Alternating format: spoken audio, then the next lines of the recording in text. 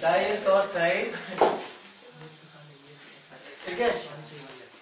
और find the probability of getting odd number at least one. तो odd number मिलना एक डाइस के ऊपर, एक डाइस के ऊपर ऑड नंबर मिलना 3/6 यानी 1/2। And probability of getting even number on one dice 3/6 1/2। तो जो मैंने एक क्वेश्चन कराया था आपको, तो अगर 3 बार उछाल रहा है, वो पूछ रहा है find the probability of getting odd number at least once.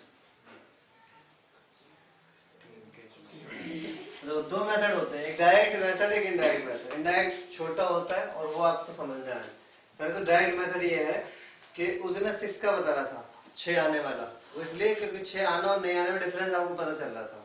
6 आना मतलब 1/6 और नहीं आना 5/6। पर यहाँ पे ऑड आना 1/2 और ऑड नहीं आना भी 1/2 है। पर ये सेम होने से मतलब नहीं है, आपको डिफरेंस भी हो सकता है, सेम भी हो सकता है। यहाँ पे सेम है। तो उसे मैंने कहा था 6 एग्जैक्टली 1 आना, तो आपने 3 अलग अलग बातें सोची थी। वो 6 फर्स्ट पोजीशन पे भी आ सकता था, प्लस फिर सेकंड पे, फिर थर्ड पे, ठीक है। फिर मैंने बताया था एक क्वेश्चन जिसमें 6 मैं बोल रहा था एग्जैक्टली 2 टाइम्स आना चाहिए, उसके भी दो थे ना। उसी प्रकार अगर वो यहाँ पे ये कह रहा है getting odd number at least once, अगर डाइस को 3 बार उछालें तो ऑड नंबर कम से कम एक बार डाई पे जरूर आना चाहिए, कम से कम एक बार। अगर एक बार कहता तो आसान था, एक बार का मतलब पहली पोजीशन पे, दूसरे पे, तीसरे। हालांकि यहाँ पे तीनों की कैलकुलेशन सेम ही रहेगी कि ऑड आने का भी 1/2 लिखोगे और इवन का भी 1/2 लिखोगे, ठीक है। और यहाँ पे एटलीस्ट लगा हुआ है, एटलीस्ट का मतलब कम से कम एक बार ऑड नंबर आना चाहिए।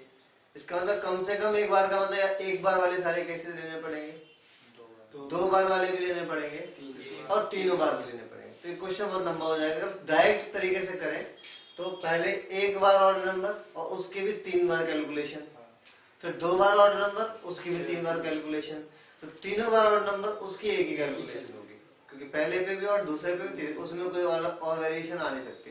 तो ऐसे 7 कैलकुलेशन करनी पड़ेंगी। आसान ये होता है अगर आपको उसका कन्वर्ट पता है, वो ऐसा इवेंट पता है जिसमें शामिल नहीं है, तो 1 में से माइनस कर दो, क्योंकि किसी भी इवेंट में जो जितने भी आउटकम होते हैं उनकी टोटल प्रोबेबिलिटी 1 होती है। अगर ऑड नंबर आने की बात कर रहा है तो 1 आना, 2 पे आना, 3 पे आना और किसी पे नहीं आना, इन सबका टोटल हमेशा 1 होगा। तो 1 में से वो वाली बात माइनस कर दो जिसमें शामिल नहीं है। ये कह रहा है कम से कम 1 पे आए, यानी कि वो ये कह रहा है 1 पे आए, 2 पे आए, 3 पे आए, सारा कैलकुलेट करो। या फिर ऐसा कर सकते हैं, इनडायरेक्ट मेथड आपको लगाना है, ये ज्यादा छोटा और बढ़िया रहेगा। 1 में से उसकी प्रोबेबिलिटी लेस कर दो जो इसमें इंक्लूड नहीं है। वो कह रहा है कम से कम एक बार आए, हम कह रहे हैं एक भी बार ना आए, तो इसका कन्वर्स हो गया ना। वही वाली बात हो गया, आपको प्रोबेबिलिटी ऑफ ए नॉट निकालनी हो तो आप क्या करोगे, 1 माइनस में प्रोबेबिलिटी ऑफ ए माइनस कर दोगे, सर कन्वर्ट। या प्रोबेबिलिटी ऑफ ए निकालनी है तो हम क्या करेंगे, वही वाली बात है कि अगर ये ए है तो इसका कन्वर्स क्या होगा, even number on all dice. वो कह रहा है कम से कम 1 पे और, 1 पे, 2 पे, तीनों पे और।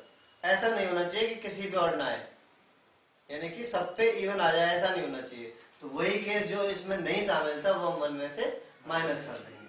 तो probability of even number on all die, ठीक है। तो even number on first die into even number on second die into even number on third die. तो इवन नंबर आने की प्रोबेबिलिटी हमने ऊपर कैलकुलेट कर ही ली है। तो 1 माइनस 1/8, तो आंसर आएगा 7/8। जब भी ऐसा आएगा ना एटलीस्ट वाला, उसको इस तरीके से करो, ज्यादा आसान पड़ेगा। समझ में आया?